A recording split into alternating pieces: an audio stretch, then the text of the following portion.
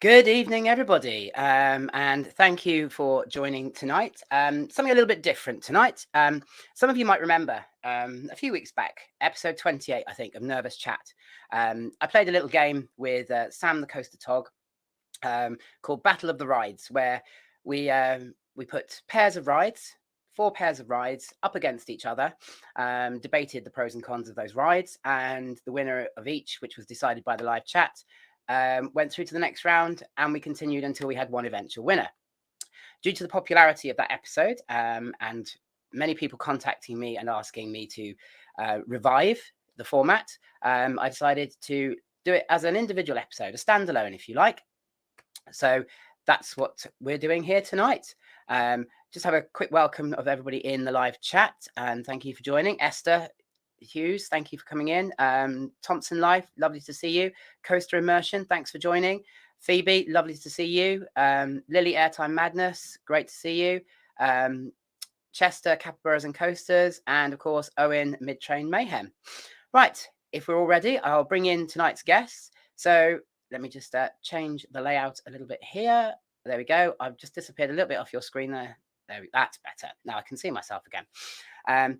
So first of all, you may remember from episode 5, I think it was, of Nervous Chat, a young up-and-coming enthusiast and content creator called Ollie. So that's our first guest tonight. Let's welcome Ollie to the stream. Evening, Ollie. How are you? I'm good, thank you. How are you? I'm very well, thank you. Thanks for joining me tonight. Hope you're ready. Pleasure. Got Yeah, your best I'm ready. arguing hat on. Fantastic. Yeah. And tonight's other guest, you may remember from a slightly more recent episode where we spoke a lot about Adventure Island, which was his home park, and as well as many other things, including the indoor theme park in London. So without further ado, let's bring in Max from Theme Parks All Over. Good evening, Max. Hi. You all right? I'm good, thanks. How are you? I'm very good, thank you. We also have tonight our production manager, of course, which is the absolutely amazing Mike from Journey to the Attractions, who you won't be able to see. He is hiding, he is muted, but he will be pulling all the strings as far as the technical things are concerned. He has very, very kindly given up his time, and the man is an absolute legend and has helped me put this together. So, you know, I'm hoping for good things and to hopefully roll it out into a series. So, I think we can get going, guys. Mike, if you're ready with the first slide, I can add that to the chat. Just bear with me a second, guys. Right, here we go. Is that what I need? So the first 2 rides tonight are Spinball Whizzer and Dragon's Fury. You'll get about 5 minutes, guys, to persuade the live chat which one you think should go through to the next round, and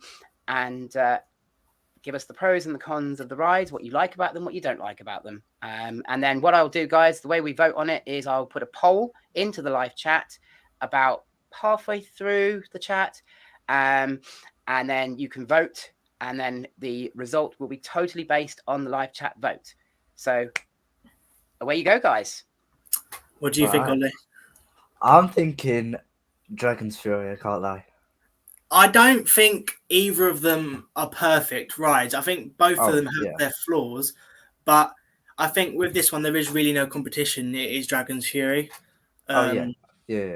Like I think compare them to other rides in the UK, these aren't as good. Like the theming and everything. However, Spinball Wizard is kind of tame, and first drop to the end is just not that adventurous.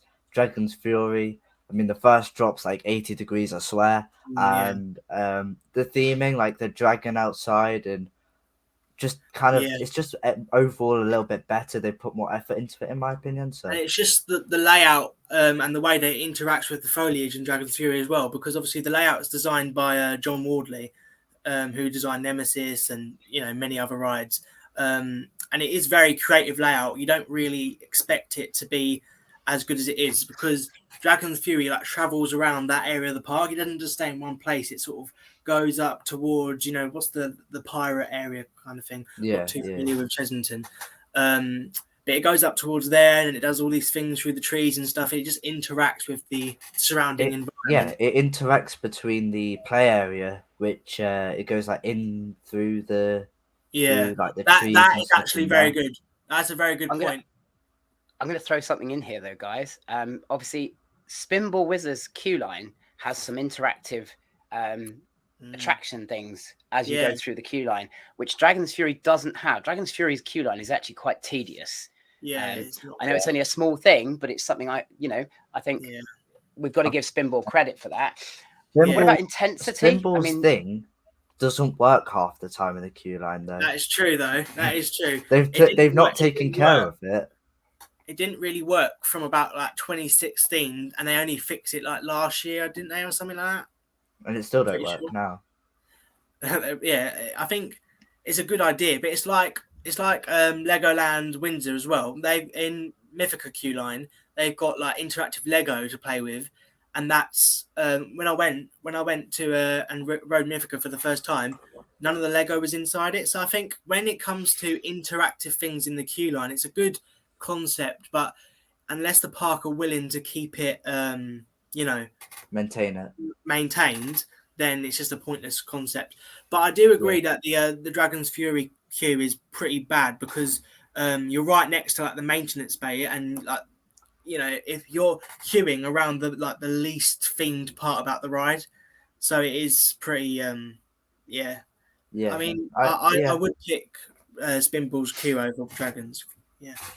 Also, little thing, Spinball Wizard also used to be Sonic Spinball, so it used to have an IP on it. I mean, that's something that you could probably throw in between Spinball Wizard and Dragon's Fury, because Dragon's Fury has been the same for as long as it's opened, as Spinball used to have two different themes, realistically. Same ride, realistically, same theming almost throughout the ride, just a few different tweaks here and there. I want to know what the chat think, though, because I think most people will probably agree with us on this one. Oh yeah, me too. I think the chat will be with us. If anybody in the chat has a contribution to make, the voting is now open. If you think that I know that James Coaster Chicken, who's in the live chat, is a particular fan of Spinball Wizard, and may have something in its defence. I'm inclined to agree with most of what you say. I think what you can say, though, is that Spinball is more of a fun ride. Yeah. Whereas Dragon's Fury is more of a thrill ride. Yeah. So I would agree.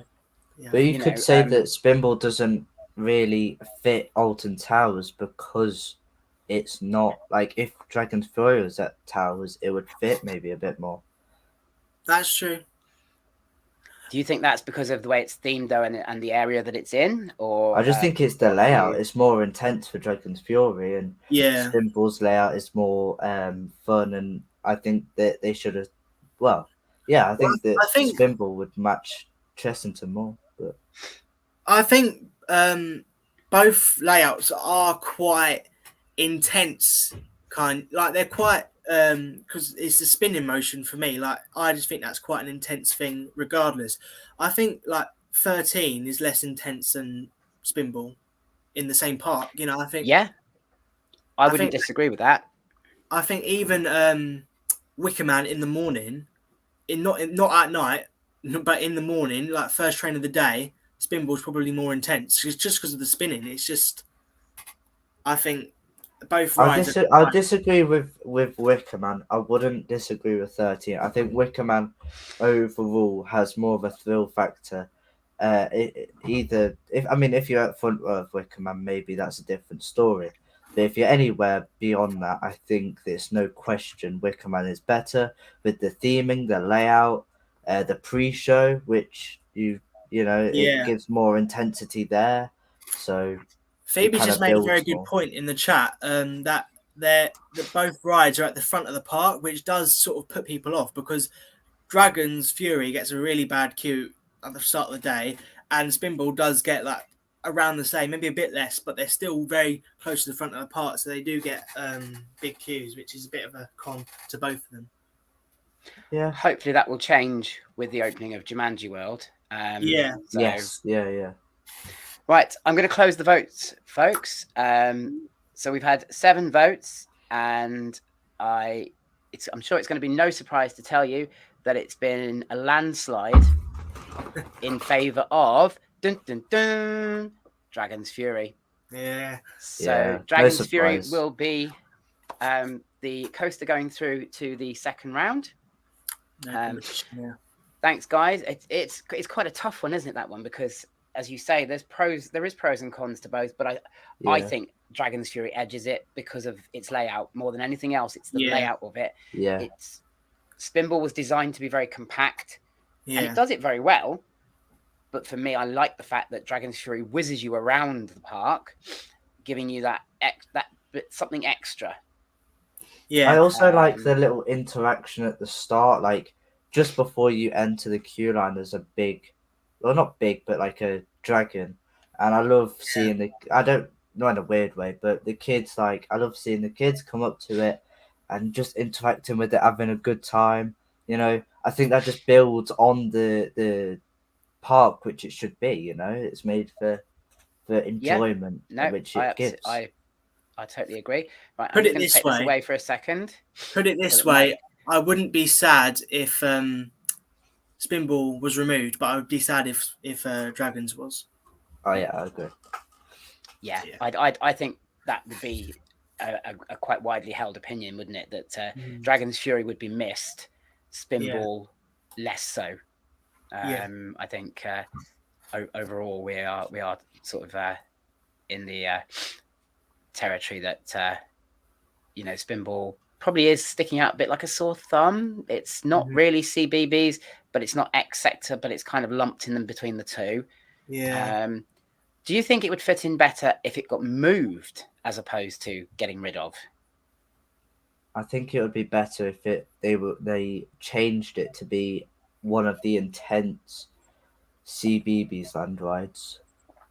Yeah, if they cohesed it with CBeebies Land and made it like the biggest ride in CBeebies Land for the older kids who still like CBeebies, like I'm pretty sure 7, 8-year-olds can watch can ride it, and they might still want to watch CBeebies. You never know.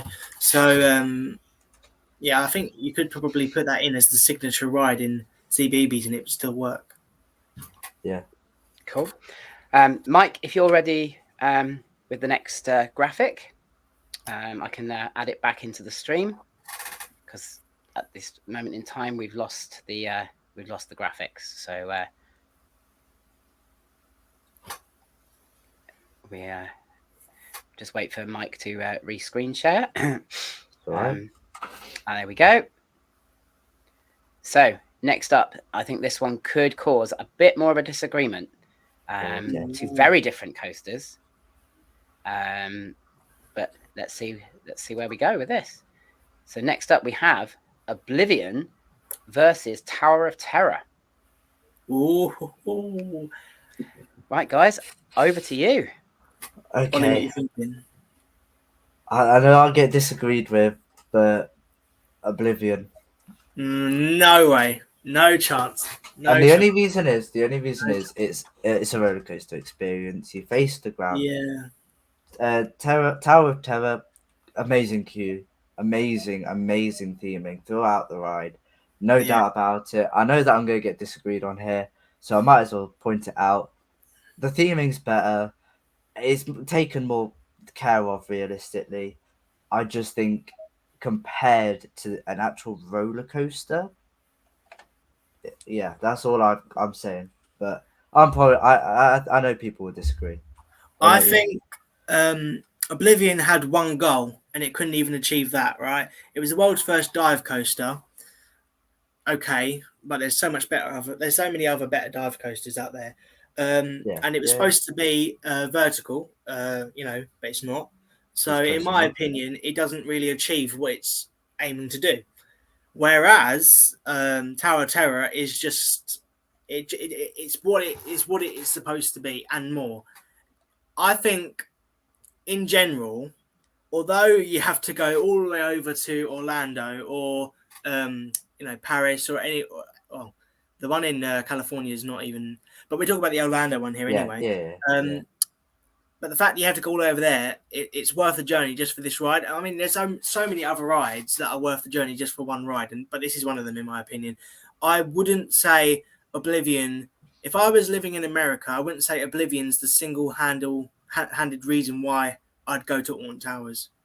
Oh yeah, but then I'd probably go to Florida again just to ride Tower of Terror because I do really love it. I do. I've just thought I've not obviously experienced this ride for quite a long time, so I've kind of just thought about it again, and I do remember the thrill it had of the mystery when it drops and you don't know, and you see the doors open with the people, like the ghosts.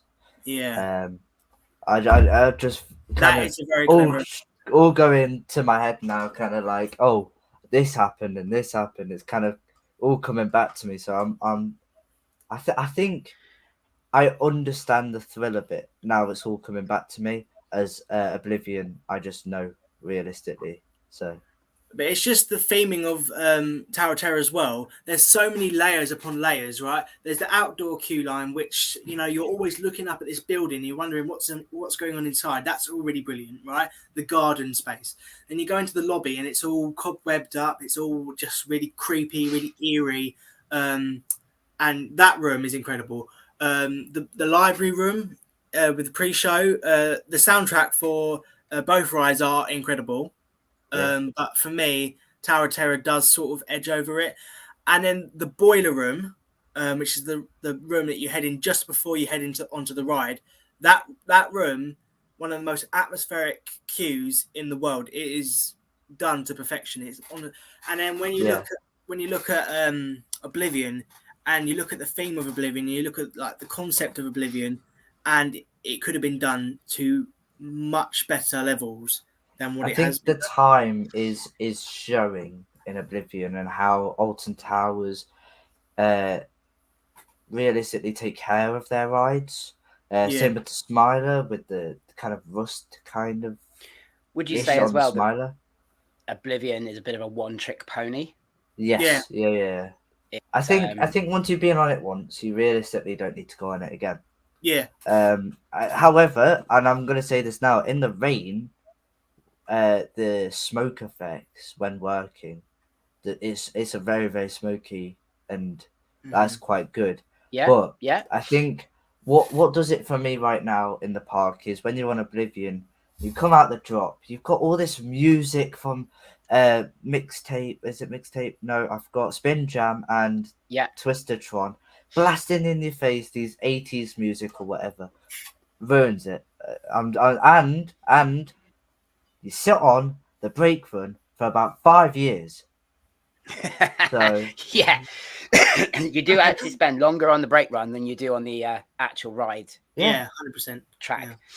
So if they're only operating one station, because obviously they can bring two cars in at the same time, but that rarely happens. They usually only operate on one unload situation, which means you do get held on the brake run for a significant amount of time. The voting is open, guys. It's only going to be open for a few more seconds. I think I'm going to Tower of Terror. I think I'm going back on myself. I'm thinking about it. Tower of Terror for me. 100%. And my experience on it when I went on it, and I agree. I've never done Tower of Terror. I've watched enough POVs. I've spoken to a few people who've done it. I mean, it does seem like it is an outstanding ride. However, it is a drop, essentially sort of an indoor drop tower, I suppose, which is not my cup of tea. So if I had to choose between the two rides, purely based on the type of rides they are, I'd have to probably lean towards Oblivion because it's a coaster. And that would probably slightly edge it for me. I'm not a huge fan of drop towers. So yeah, I'm not sure I would personally go with. What also makes me think about Tower of Terror rather than Oblivion as well is that it's the flowiness of Tower of Terror, because you're held in by just a seatbelt, if I remember correctly. And that feeling of feeling free whilst on like a drop tower that is pulling you down, rather than letting you fall free fall, it's pulling you down. That feeling of just being kept in by a seatbelt you feel so free and you feel it's so thrilling. Whereas Oblivion, obviously, you have that big B&M over the shoulder restraint, which does obviously restrict you. But I think they're both quite like flowy free rides. I wouldn't say the Oblivion restraints are uncomfortable, but for me, that's another big aspect as to why I believe that Tower of Terror is like far superior. Could you say, however, Oblivion fits X Sector more than Tower of Terror fits Disney? Maybe. That's a good point, actually. I've thought about that. Tower of Terror doesn't, for me, necessarily work as a Disney ride. Disney being very nice, should we say? It stands out a bit. Tower of Terror is in the more thrilling park out of all the Disney ones. Hollywood Studios is by far the most thrilling one. Obviously, next door to Tower of Terror, literally directly next door, you have Disney's only looping coaster. So it does sort of work in there. And of course, with Tower of Terror, I think it does fit the area. I think the area that it's in, because it's at the end of this boulevard, and I've got like the California Boulevard, Sunset Boulevard. I think that's what they wanted it to look like. You also got all the palm trees leading up and all this nice buildings, and then you see this very like depressing building at the end of the boulevard, and it just works so well. Whereas I think that Oblivion, if you walked into X Sector and saw Oblivion directly head on in front of you, it would look amazing. But you've got a side on view, and I don't think Oblivion fits within the area. It fits the theme of the area, but not into the space, if that makes sense. Yeah. Well, we've closed the voting. Thanks everybody for voting. 11 votes were cast. And I'm sure at one point it was actually running almost 50-50. And then it massively swung in favour of Tower of Terror, taking 81% of the votes in the end, with Oblivion sadly sitting on just 18%. So Tower of Terror will be joining Dragon's Fury in the next round. Okay. Mike, if you've got the either the league table or the next couple of rides, then we will crack on with that. So this is the table as it stands. Oh no, I don't think that's quite ready yet.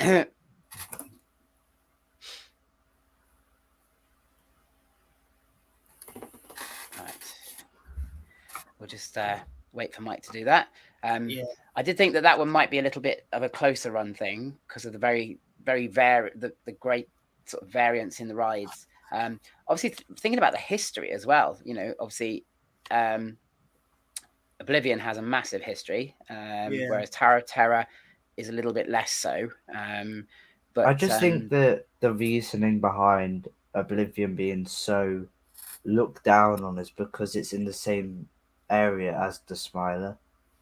So it's just looked down on constantly. And like X Sector's realistically, you think of X Sector, you think of the Smiler, let's be honest. So it kind of you could say that it doesn't fit the theme because the Smiler has taken X Sector. I mean, all of its space almost, and basically, so. Well, if we thought that those two were going to divide opinion, I am sure that these two could divide the room and the audience for sure. So our next two rides up against each other are Shockwave versus the Vampire. Shockwave. Simple. I'm so against Vampire. Simple. Done. I think there's a lot to unpack here. I think both rides have history, obviously. I just think Vampire, not that I'm agreeing, not that I'm saying that Vampire is better than Shockwave, because I'm really I don't know what to say here, but obviously Shockwave used to have the Arrow trains used to like sit in that train. Now it's got the Vekoma trains. So and Shockwave may be seeing a train difference next year, mightn't it? Because they're trying to move it down to sit down as well, aren't they? I think that apparently is the rumor, although from what I understand, that's still not been officially confirmed. Yeah, I don't really believe these rumors sometimes. I think a lot of people, when it comes to Drayton Manor especially, a lot of people think they know what's going on, but then it always ends up I think Drayton Manor have sorted that section of the park. They don't need to. I don't think they'll go back to it and decide, tell you what, let's just put this train on it instead. Both rides are uncomfortable in my opinion. Yep. Yeah. Both rides. I'm gonna throw a spanner in the works here, because I actually found Shockwave very comfortable. Ooh. Because I had more control over obviously how the restraints fitted. Yeah. And you can sort of dictate it a little bit by when they say to you, stand up and we'll lock the saddle. I call it a saddle in place that you sit on. If you slightly bend your legs so that it gets locked a bit lower down, you can almost reduce it to a sort of sitting position. And as I say, I think as an overall experience for me, Shockwave was more comfortable. Vampire, very hard seats. They jam in the back. And they're rattly. They're rattly. Yeah. And Vampires become quite rattly. And Vampire, in my opinion, I was saying to Darren this actually. They've got like a decal, is that the right word, on the 2 lift hills, which 2 lift hills should not be needed, can I just say. Just make a good big lift hill, sorted, done and dusted. But they've got like is that the right word, decal? Like a... Yeah, I know what you mean. Like it's that big piece of cardboard, isn't it? That sits on the side of the lift hill. Yeah. It looks tacky. It looks stupid. I don't like it. I don't like the look of it. And also, when you're at the end of, when you're going on Vampire, you go through a little bit slow at the start, then a really nice, like intense bit. I'll give it, and then back into another lift hill, and then you have another little kind of like little sit around in the air kind of thing, and then you have another intense bit, and then it gets to the point where it's very, very good, and then instantly brake run. Before you know it, it's gone. All the intensity, all the good intense parts are before like a brake run or a lift hill, and you've got like 2 seconds of it. As Shockwave, you go up 1 lift hill, you're standing up. It's got the first ever 0G roll on a stand-up coaster. Yeah. And it's just overall quite intense. You got a good view of like the areas around Drayton Manor, as it's at the back of or the side of the park, and you just get a very good kind of look around of the park. And I mean the queue line as well is pretty good for Shockwave. So yeah. Would you agree that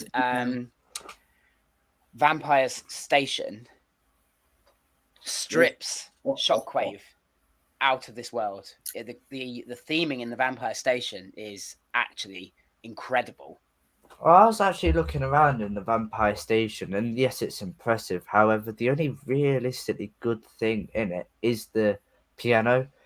Everything else, like when the exit signs, look very, very tacky in my opinion. And other than the vampire who's actually playing the piano, it's really bland in there. I don't know if it's just me. It's literally just like in the dark room. For me, the darkness is part of the atmosphere, though. Yeah. You're going into a vampire's tomb essentially. It wouldn't be well lit with lots of pretty decorations. When I went in the Vampire Station, it stank as well. Yeah, it was that. Yeah, I don't know why. It does have a rather odd smell. It doesn't smell nice. I think if you're going into a vampire's tomb, there's nothing there. There's actually a vampire's tomb. It's just a vampire playing a piano. Yeah. Do we also need to consider though that about the target audience? If you consider that Vampire, you only have to be 1 meter to ride Vampire, whereas Shockwave is a 1.4. That's the thing that people are saying, that the new trains would make it a lower height restriction for Shockwave. But I feel like with Shockwave, if you to make it a sit down, I think it'd be a very bland ride. I agree with you. Take away what it's known for. Yeah, it'll stop being unique. For me, it would just become another. Well, obviously, it's not a B&M; it is actually an Intamin. But the track is essentially B&M track. And I think what you'd be in danger of is just creating a very dull B&M ride, or B&M style ride. Dull version of Hulk. Whereas, as a stand-up coaster, it has got that extra thrill element. I mean, that 0G roll standing up is quite an experience. And also, Drayton are building a new coaster next year, which is set to be one of the best coasters in the UK, as said by the park CEO. Not sure if that's just a marketing speech, but we'll leave that at that. But that ride has the potential to be better than Shockwave.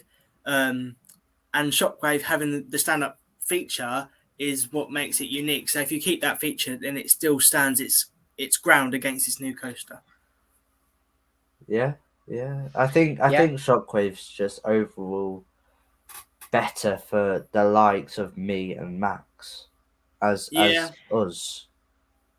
I think obviously Coaster Immersion's making a very good point here as well, that there's no disputing the fact that Vampire's queue line is actually very well themed. Yeah. We've also got the River Rapids in Shockwave, which you can have a look at, and a new once you get inside that building, though, with those windows as scratched as they are, actually the view out is bad. And the Shockwave soundtrack isn't really that good, whereas I think the Vampire soundtrack's actually very, very good. I'll be honest and say I can't remember the Shockwave soundtrack, and I rode it 4 times in that day, whereas the Vampire soundtrack is one I find memorable. Yeah, exactly. But could you say that it's because you've been to Chessington more times than Shockwave? I would say it's just a soundtrack that you will remember because it's eerie. It creates atmosphere. I mean, I remember being terrified of that soundtrack the first couple of times I did Vampire, whereas Shockwave's soundtrack, I couldn't even tell you, it didn't create any emotion in me at all. I think just like, it's music. I think Mike makes a very good point in the chat. Quite a few chats back, he said about how it's a very sentimental thing for people growing up. It was a sentimental thing for me growing up. About I rode it first time around 10 years ago, and even my mum went to Chessington all the time and rode Vampire. It's quite a sentimental piece of history, coaster history. Whereas although Shockwave is only a little bit younger than Vampire, I don't think. Well, maybe that's just because I'm from the south, so everyone talks about the southern parks around here. Maybe for people up north, Shockwave is that that coaster that has this big sentimental value. But for us down south, Vampire is quite a special ride. But I'm not saying that it's a good ride because I probably do say I prefer Shockwave. But I can appreciate Vampire just like I can appreciate any ride with such a sentimental history. I think that Shockwave just puts Drayton on the map, and that's just...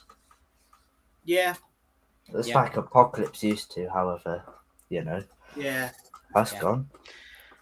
Well, the voting has closed. You may or may not be surprised to hear that actually Vampire went through. Oh, what? I'm not upset. Clearly, there's a lot of nostalgic people in the chat today who feel that Vampire has earned its place based on the fact that it's 30 odd years old and still going strong. And I think there are a lot of positives to it, and I think Shockwave's only claim really is that it has that stand-up uniqueness. It wasn't even actually that close in the end. The voting, 7 votes cast, went 71% in favour of Vampire. Ooh. It's the only Shockwave's the only stand-up coaster with a 0G roll, though. Yeah. So yeah, it's only stand-up coaster in Zero G roll. But I think there's a fondness for Vampire, isn't there? Like we say, it's a nostalgic fondness for lots of us in the South, especially. Vampire was your first coaster, and it was the first one that did something a bit more, you know. And so I can sort of understand why it might have swung that way. I'm surprised it went so heavily in favor of Vampire. I thought it might have been a bit closer, but you know, that is the nature of the beast. I think Vampire needs a retrack, though. To be fair, I would, if I was managing Chesington, that would be my first move. I'd be very surprised if it isn't possibly on the cards. Possibly once Mandrill Mayhem is open and running, it might be an option, and that might be why they want to get Mandrill Mayhem open. It's another coaster then that they can then maybe take Vampire out for a season or to retrack it. I don't know. I'm speculating, obviously, but that would make sense to me. Open up a new coaster, retrack your oldest coaster to try and well, Chesington doesn't deal with queues very well at all, but that's for another day and another stream, I think. Right, guys, if we're ready for the final two rides, now I can't say an awful lot about either of these rides. I've never done either of them because they're not UK based, but obviously you guys will have done them. Okay. So I don't have a particularly strong opinion either way. But the next two rides up are Rip Ride Rocket versus the Hulk. I know Max's opinion on Rip Ride Rocket. Okay. I know. Okay. Right. Hulk, are you going to tell me that Hollywood Rip Ride Rocket is better than Hulk? No. Okay, Hulk's the better ride. Hulk's definitely going to win this round. However, I just want to point this out. Going on a roller coaster, listening to Stronger by Kanye West was an experience I will never forget in my life. Simple. I don't think Stronger was on there when I went. I went in 2019, so I don't think it was there. Now. I think Kanye West's slight controversy. Owen's made a very good point in the chat. Hulk is too intense for me, he said. Because Hulk is a very intense ride, whereas Hollywood Rocket is a family thrill, in my opinion. It's tall, but it doesn't really deliver go on upside down. It doesn't go upside down. You don't go upside down once. I think Hulk's good because it's over the lake. It kind of gives that experience and the kind of thing. However, problem with the weather with Hulk, it could flood and it will not be open for a while. It flooded, didn't it? And Hulk, the first bit is amazing. However, I think, in my opinion, it gets further on. The last sections of the ride kind of die it out. I agree. Same with, I think it's all of the American coasters, to be honest. And I'm not trying to put it down. Apart from they've got coaster. That's the best ride at Universal. But it's just they've got this obsession with break runs or block sections. Sorry. Yeah. I don't know what it is. For me, Rip Ride Rocket is far weaker of a ride. No theming, first of all. Yeah. It's a rough ride. People don't like vertical lift hills, and it has a vertical lift hill. And the thing is, it has a vertical lift hill, yet it doesn't have a vertical drop. That's a big flaw for me. I don't really care that it doesn't invert, but it's just rough. It really, really hurts. I've got POV of me on ride, and it was so rough. It was awful. I think it's good how it kind of interacts with the section of the park, though. It does go through different parts of that thing, and as you're kind of approaching it, not even when you're in the park. I was on the bus, and you could see this big tower with Hollywood Rip Ride Rocket, and the amount of campaign they had for it with Kevin Hart and Jimmy Fallon, I think it was, went on the coaster and promoted it. When I did my Hollywood Rocket review on my channel, I showed a lot of the original guy who was advertised of Hollywood Rocket. They made up this whole rock star who was very like rude and like quite obnoxious, which was the whole point, and it was a very good advertising. But for me, Hollywood Rocket has too many mid courses. The music on the ride when I went anyway wasn't good. It's just boring. The whole layout's dead. The only thing that I liked about it was the non-inverting loop and the part where it goes through the building. But other than that, everything's dead. Whereas the whole first section of Hulk, very strong. The launch on Hulk, very strong. The theming, you're literally getting turned into a Hulk. I think that's quite cool. I don't know about me though. IPs kind of take away. I prefer coasters with an original theming because I get to kind of like see like Nemesis. It's like, wow, Alton Towers have made this imaginary story. But I think you've kind of got a custom part to the story of Hulk. But Rip Ride Rocket is dead. I agree with you. The layout's dead. There's only a couple good elements. But the best part about it for me was what it was intentionally there for, the music. I enjoyed it. I like music quite a lot. So just kind of going around on a roller coaster, jamming. I was obviously with my friends as well, so that kind of probably added to the experience. I feel like Rocket would fit in a Six Flags park where theming is not important, but in Universal, when there's literally no theming at all, apart from a few screens and a banner on the lift hill, when there's no theming at all, it's very, very weak for Universal standards. I mean, the whole Universal Studios Florida park is weak for Universal standards, apart from Diagon Alley. But Hollywood Rocket is, the part that the big thing in the park that everyone looks at, and it's just an eyesore.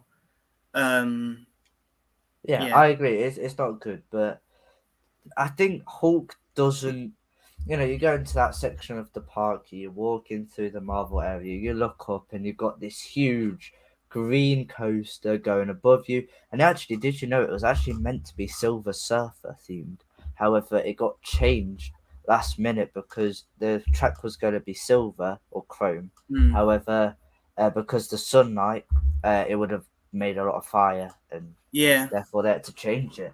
I actually had a tour guide. Also, they wanted to. Universal wanted B&M to manufacture Rip Ride Rocket. However, B&M were taking a gap. They were taking like a gap year, like a break year, in 2009. So they decided to go with Mara, whoever manufactured Rip Ride Rocket, who aren't the best manufacturer in my opinion. It's rickety. It is horrendous. Hollywood Rocket would have been like a mini B&M Hyper, and instead we get this. I think they should have done something to kind of go with the space a bit more. Obviously, it is nice how you've got that big, not inversion near the grass. Do you know the grassy area with the stage? I think there's a stage there. It's nice. It's nice there, but I agree. It's rickety. It's not that good. I think if they waited another year. The part where it goes through the building is good, but Hulk, obviously it has that bit where it goes through the mist tunnel under the path. Yeah, under the water, isn't it? The whole second section of the ride isn't themed. It's more, very Six Flaggy, how I like to say it. Yeah, Six Flags don't really put any effort into theming. So I think some of the big coasters at Universal do, but both of these coasters do have Six Flaggy aspects to them, shall we say? But in terms of the full experience, Hulk is the one for me, 100%. Yeah, no doubt. I agree. The Rip Ride Rocket just doesn't compete, and I think that they should have waited another year or two and got the right ride for that space, because I think you could have put a launch coaster in there, you could have put B&M in there, an inverted coaster. It would have been a good coaster, but they just didn't wait for some reason. I think they should have. I think they definitely should have waited for a B&M Hyper. Yes, I agree. Yep. Yeah. Well, the voting has closed, guys, and I don't think it's any real surprise to know that Hulk took the thing on that one. going through with 85% of the 7 votes that were cast. So it's Hulk going through to the next round. Not sadly Rip Ride Rocket. I think it was quite clear that it wasn't a very even contest. I think nobody, not even anybody in the chat could give you any support with trying to defend Rip Ride Rocket there. Thanks for joining, Sean and Poppy, and of course from Oscar's Airtime. How did some people actually vote for Rip Ride Rocket over Hulk? I don't know. I think there's only the one vote, but maybe somebody's got some nostalgia towards Rip Ride Rocket. I don't know. I don't know. So I'd say both the other coasters in Islands of Adventure are better than both Hulk and Rip Ride Rocket. I think Hagrid's and Velocicoaster are both better than Hulk and. I think Hulk and Velocicoaster are the best ones there, but not really experienced. Hagrid's is the full experience for me. I've not really experienced it, but I haven't ridden Velocicoaster obviously because I haven't been there since it opened. So, Velocicoaster is just holy. Let's have a look at the table, guys, and see what's going up against each in the next round. So we have got Dragon's Fury going up against Tower of Terror, and Vampire going up against Hulk. I already know what the next round will be. I don't know if you do. Yeah, Rex. Yeah, it's gonna be Tower of Terror versus Hulk. Yeah, yeah. Well, so let's make a start with the next round then. So Dragon's Fury versus Tower of Terror. Okay. Yeah. Remember everything you love about Dragon's Fury. Oh, I love it, but yeah, I don't think other people love it that much. No, I think this is definitely the difference between Merlin budget and Disney budget.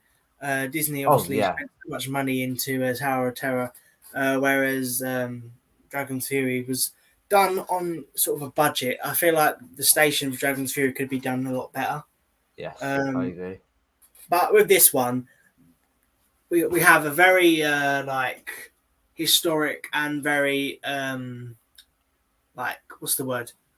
Highly approved of ride in Tower of Terror, whereas you have Dragon's Fury, which is clearly quite flawed and obviously has a lot of problems with it. Yeah, that's true. But then I don't think I can really name any cons with Tower of Terror. I actually cannot. I think the only thing that I could say is the scare factor for Tower of Terror. Assuming it's in the Disney park again, you've already kind of said yes. There's a thing next to it, a natural roller coaster with an inversion. However, I think that Tower of Terror is it doesn't fit the theme of Disney at all. It doesn't. I don't think kids can actually realistically. It's scary, and they shouldn't go on it. I know that if I, hopefully not soon, as I already have said in one of my lives, when I have a kid, hopefully not soon. If I go to Disney, I wouldn't. If they said, oh, I want to go on that, I'd be like, no, you are not going on that. We'll come back like another year, and then you can go on it. But trust me, you're gonna have PTSD if you go on that ride. So I mean, yeah. Just going to open up the poll for this round. So I don't think it's a competition, but I do think went on the Tower of Terror when it was my 6th birthday, and I was that young. It was the Paris one, not the Orlando one, but all I remember was being absolutely petrified of it. But it's one of these rides that really helped me overcome, the fear that all kids really have of rides. Tower of Terror was really the one that made me think, this is such an intense ride, and I went on it, and it made me realise that it's fun. Yeah, I see that. I think for someone like I'm going to use you, Darren, as an example. Yeah. You have anxiety, and that's what you like to show awareness of. Which one would you rather go on? As you were, let's say you've not been on Dragon's Fury, you've not been on Hollywood Tower of Terror.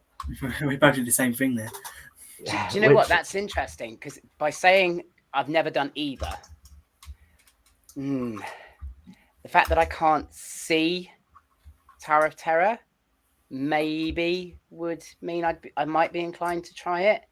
However, I think I would probably wuss it, knowing that it is a drop tower, and would probably go for Dragon's Fury because I like coasters. So it wouldn't necessarily come down to, but obviously anxiety would play a part in it for me. But yeah. I think I'm a coaster person. I like a coaster. If I went to a park and they were the only 2 rides in that park, I'm pretty sure I would go to Dragon's Fury. I agree. As the one that would give me the most pleasure. Yeah, maybe. Phoebe's just put in the chat Tower of Terror or Hangover. What's more thrilling? Probably Tower of Terror. But because Hangover is more scary because of the height. Didn't really enjoy that one for how high it was. But Tower of Terror is definitely more thrilling because it pulls you down. Whereas the Hangover is like a free fall, whereas Tower of Terror has a wire that pulls you down to the ground and pulls you up, pulls you down. Obviously, Tower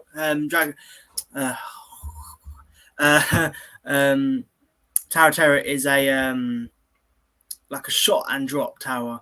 Obviously, it shoots you up and drops you down, and shoots you up and drops you down. Obviously, Hangover is just a drop tower.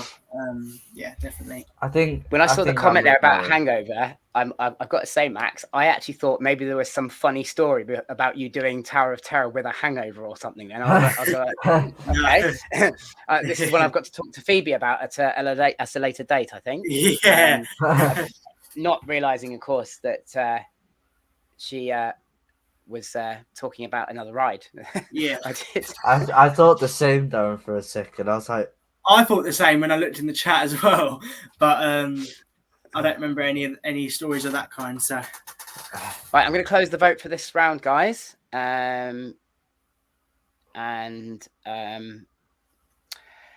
Let's just say Tower of Terror has gone through. You did get it through with 77% of the votes. But there were a couple of votes closer than I thought for Dragon's Fury. It picked up a couple of votes. So I think let's look, even James, even Coastal Chicken puts Tower of Terror in the chat. And that's in spite of the fact that he was tricked onto it and absolutely terrified of it by Lindsay. But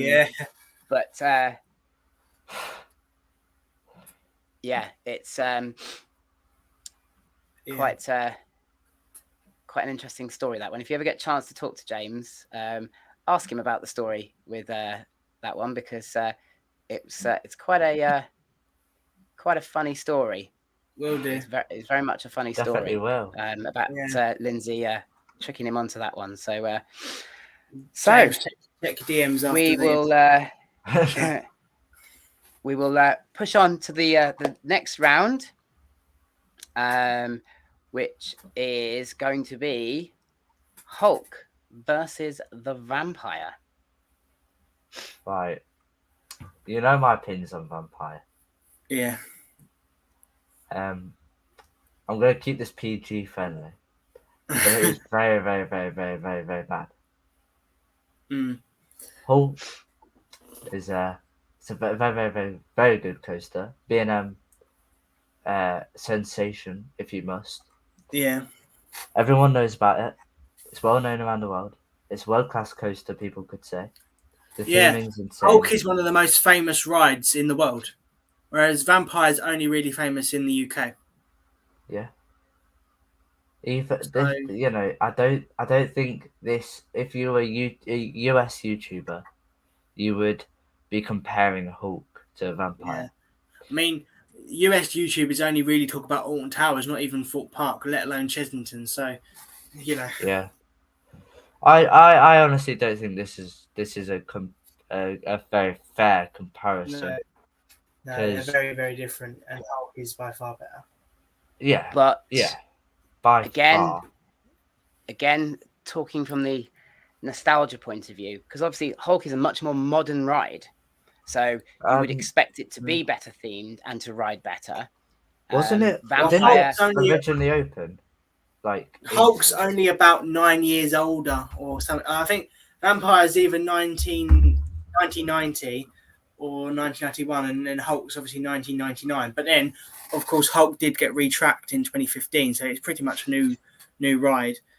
It's the same layout. Just for me, it's like saying Nemesis is a new ride. It's not. It's just a retrack. Yeah, for me, Hulk is by far superior. Just not even just for like the fact that it's a thrill coaster rather than a family coaster, but the restraints are nicer as well. Like the seats on the trains, the restraints are just generally nicer than Vampire.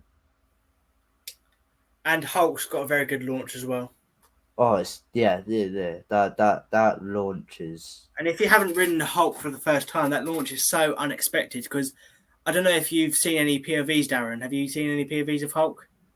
I have, and actually, I was very lucky in one of my recent nervous chats to the guys Longhorn Coasters went live from Universal, and we got to watch Hulk live, which was quite a spectacle. I'm not going to lie, but I think Sean, their Grumpy Theme Park dude, makes a very valid point that Vampire has carried a theme park for a great number of years.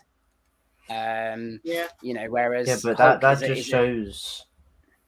just shows about the park. It doesn't show about the coaster. See, I mean, Jumanji is going to just wipe that out, I think. As much as Vampire is probably more iconic than Dragon's Fury, I'd say Dragon's Fury is my favourite coaster at Islington, and it might change this year. But for me, Vampire isn't anything compared to Dragon's Fury. So I wouldn't say Chesington's best coaster is even Vampire, whereas Hulk, I would actually say that Hulk until they obviously they had the two dueling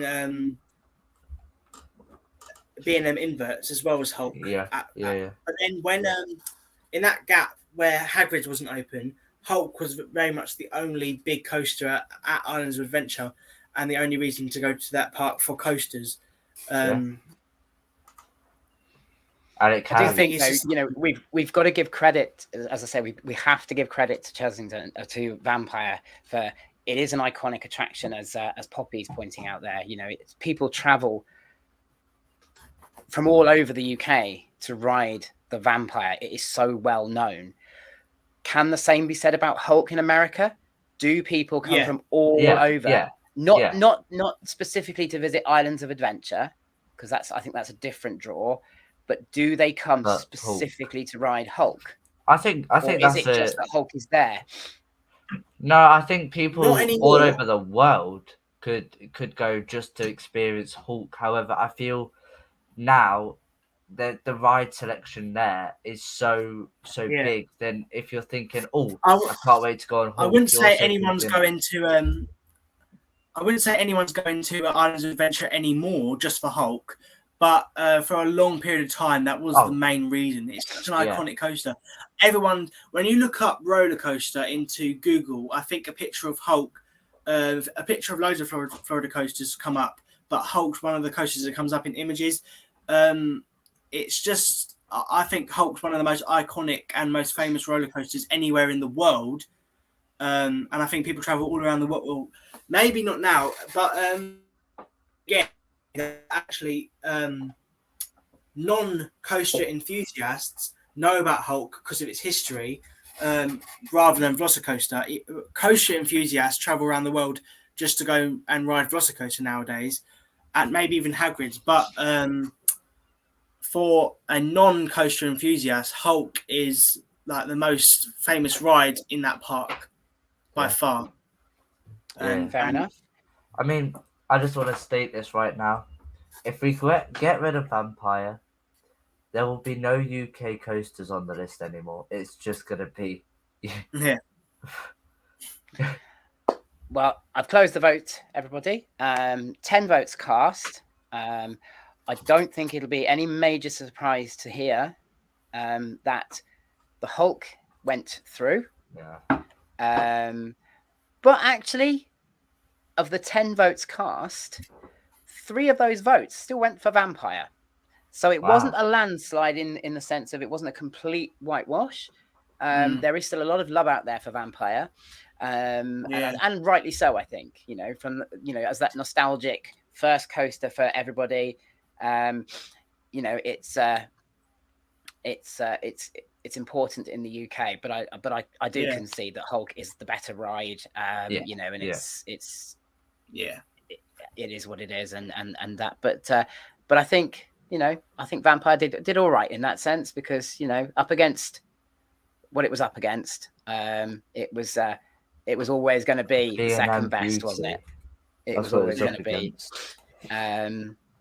but so we're down to just American rides, and in the final we have, and this could be interesting, because I'm really interested to see here which way people are going to vote, because I think this could be very interesting. Me and Max are going to be against each other on this one, maybe. Yeah.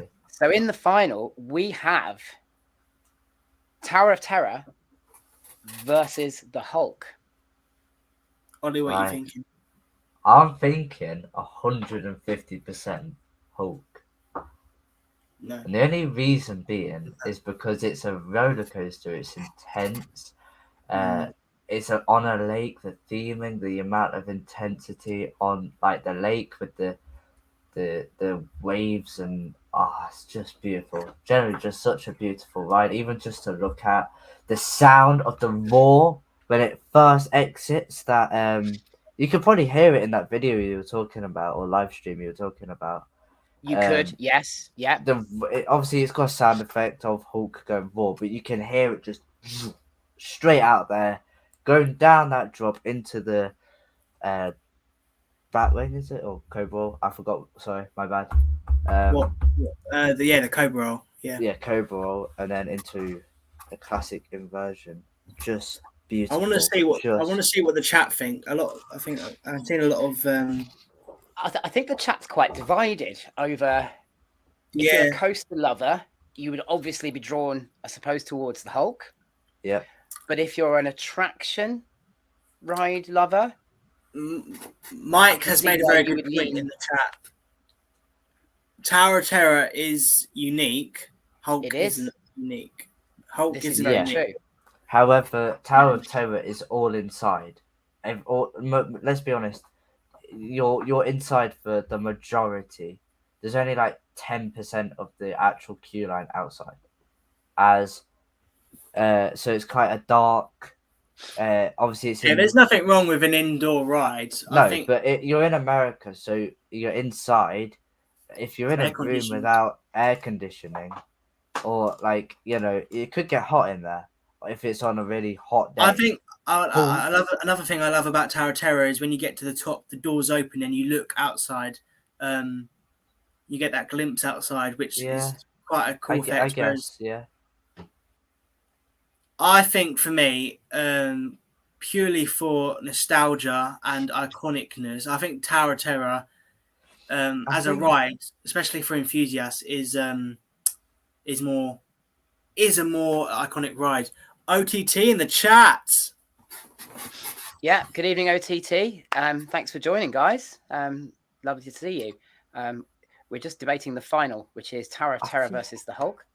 I think the Hulk is just so I think Lindsay makes a very good point about Hulk being a fantastic coaster, but obviously, Tower of Terror is the ride that she won't miss. Yeah. And you said that the Hulk isn't unique. However, Tower of Terror does multiple ones. There's multiple of the same exact ride, realistically, everywhere. at Disney parks. Yeah, but there's loads of other B&M sit downs as well. Yeah, but they're not exactly that exact layout and that exact theming on that lake. It just makes it so much special. Again, in that tunnel, you're in that tunnel where you launch. You're going up. You've got the screens all around you. That kind of gives the atmosphere. It's just a good ride, like generally. And if you think about it, it's got music on the trains, which give it kind of an adventurous kind of. Tower of Terror has music in the ride area because it's a dark ride, half drop tower, drop and shot tower, I'd say. And the dark ride for Tower of Terror is amazing. Like without the drop tower, the dark ride section of Tower of Terror is phenomenal. The queue line and everything inside of that building is absolutely amazing. You can't beat it. However, the actual ride itself, you could see it as a letdown. I can't lie. You could see it as a letdown. Owen's just said that there's a clone of Hulk, actual clone of Hulk, themed to Transformers. Yeah, so it's different.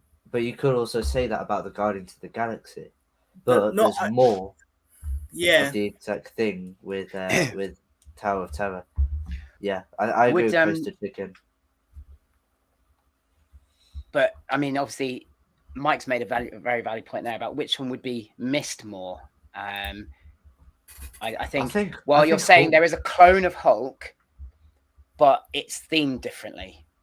So they do stand apart in that sense because they've got unique theming. Tower of Terror there is two of. I'm just going from obviously what I'm sort of reading and what you guys have said. It sounds like the two Tower of Terrors are similar. I'm not going to say they're identical because they're probably not, but are similar. No. So if you you've got Guardians of the Galaxy, which is the exact same but just themed to the Guardians of the Galaxy. And then you've also got another Tower of Terror at Disney Tokyo Sea, which hasn't got the original Twilight Zone theme. And I've heard that's quite good as well. But obviously, we're talking about the Orlando one here. And I think when it comes to Orlando, I watch a lot of Orlando YouTubers. And this is the debate between Universal fans and Disney fans. For me, I'm a Universal fan through and through. But for me, I wouldn't go back to Universal just to ride Hulk, as we discussed in the last round. But I would. The only reason I'd go to Hollywood Studios in general, and probably Disney, is for Hollywood. Is for Tower of Terror. There are other good rides at Disney. But Tower of Terror has always been that ride that I've always looked forward to when I'm heading to a Disney park. If you're going to go Disney just for the Tower of Terror, though, it kind of drags the park down because there's not anything else for you to do there. As Hulk kind of stands its ground at Universal, but you've also got Velocicoaster, Hagrid's, and then you've also got Hollywood Ride Rocket, which is an absolute ride. Let me just say that, but you've got other rides that kind of match the different parts, like the different what's the right word, like target audience for what it's trying to be. As that's what I'm saying. Hollywood Tower of Terror doesn't fit the target audience which the park is made for, as Hulk definitely does. Yeah. Off the tracks, just put best dark ride ever, Forbidden Journey. I 100% agree. 100% best dark ride in the world, in my opinion. It was my favourite ride in the world in general for a long time as well. Yeah. I think it does. Some of this argument has got a hinge about whether you're a coaster person or a dark ride person. For me personally, I would miss Hulk. Or would choose Hulk rather over Tower of Terror if they were at the same park. If somebody said to me, you've got to choose to either go to Disney or to Universal based on these two rides, I would choose Universal for Hulk. Yep, I agree. Because I am a coaster person. So, and I think I think you're right in saying that I wouldn't go to Disney expecting that level themed dark ride. It does sort of not fit. Whereas Hulk very much is in keeping with Universal. It's about thrill rides that are, themed, rightly themed, Hulk smash, it's vicious, it's violent, and that's what the ride is.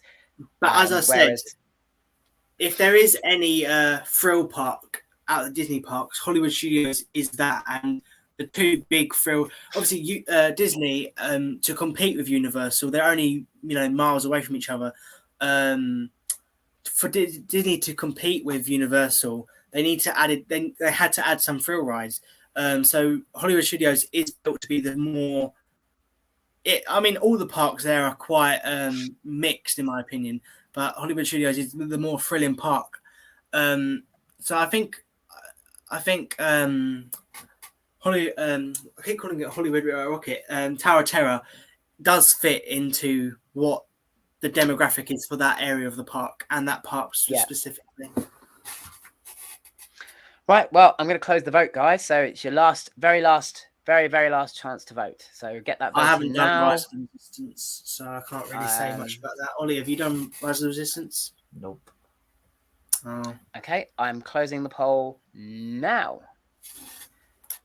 Right. Well, we have a winner. We have a winner, guys. We have a winner. I'll share the table in just a second. I don't think it's going to be a massive surprise what that winner is. There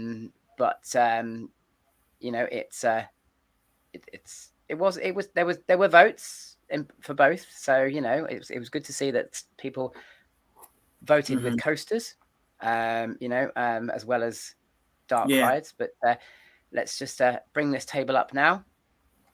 So there we go. The winner tonight. Come on. Was Hollywood Tower of Terror. Yes, come on.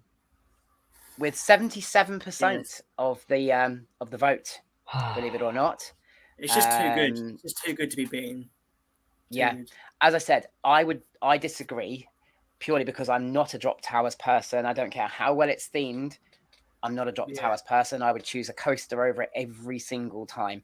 I agree. So, I think with a different audience in the chat, we could have had a very different result. Yeah. It just depends what you like, to be honest. And absolutely. It is very much about personal taste, isn't it? And Disney's kind of got this representation, if that's right, of like everyone loves them. Everyone loves the parks. Everyone loves the coasters. Everyone loves the theming, and so it kind of has that Disney magic on it. So as I said, I'm a Universal fan over a Disney fan, but Tower of Terror is better than anything. I haven't ridden Velocicoaster yet because I haven't been to Universal since Velocicoaster opened, and there are a few other rides I haven't done at Universal. I think if Velocicoaster was on this list, it might have won. But in terms of dark rides, apart from Forbidden Journey, I'd pick Tower of Terror over anything at Universal, even though I'm a Universal fan. So, but apart from Forbidden Journey, that's on another layer. Is Forbidden Journey the one with the water effects and loads of?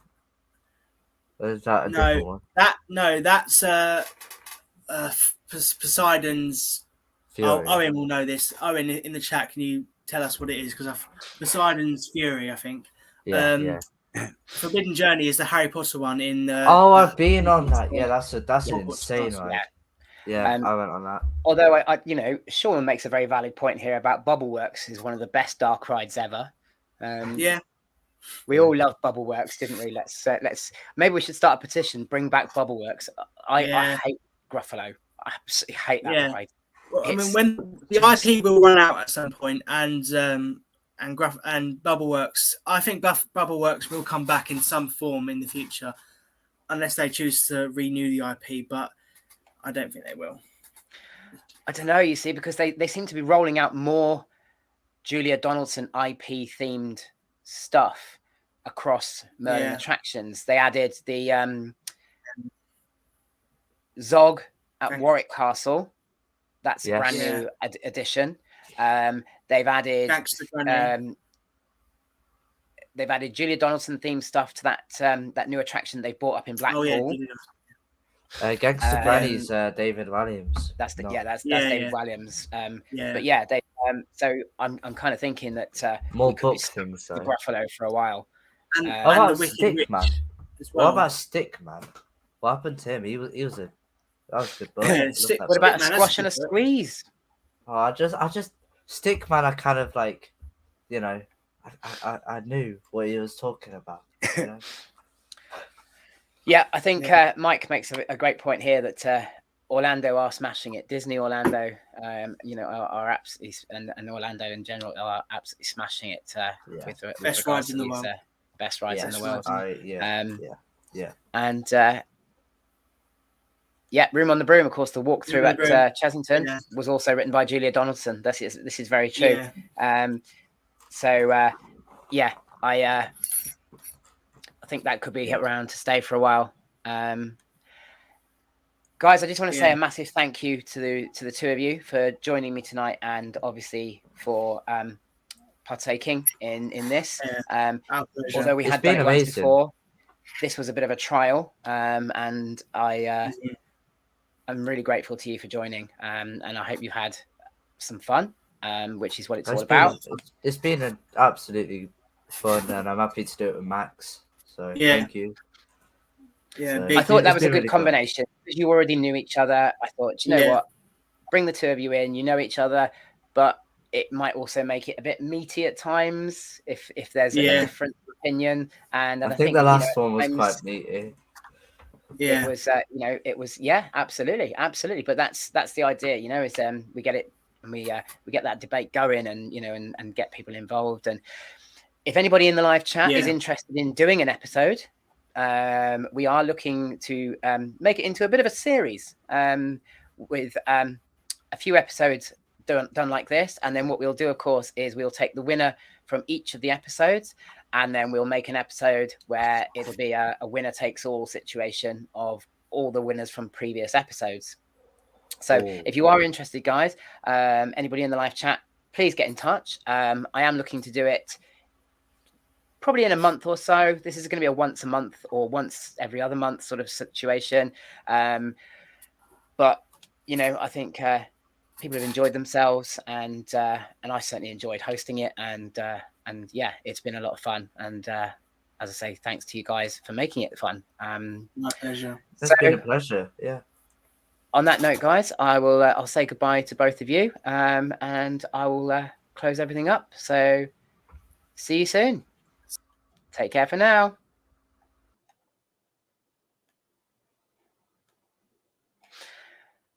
There we go. Battle of the Rides, episode done. Thank you, everybody in the live chat, for watching tonight and voting and making this the live interactive show that I really wanted it to be.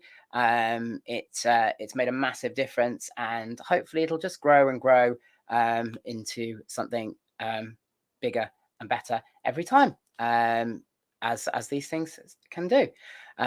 But thank you so much for everything. And hopefully I'll see you all on Tuesday for a nervous chat. It is Tuesday this week. And actually, I'll be bringing Mike, who's been our production manager today, in for another nervous chat to talk about his recent challenges. And of course, the fact that I took part in one of his challenge days at Thorpe Park. So we're going to be talking about that, how that went, how we felt, and about the people who obviously want to challenge my score.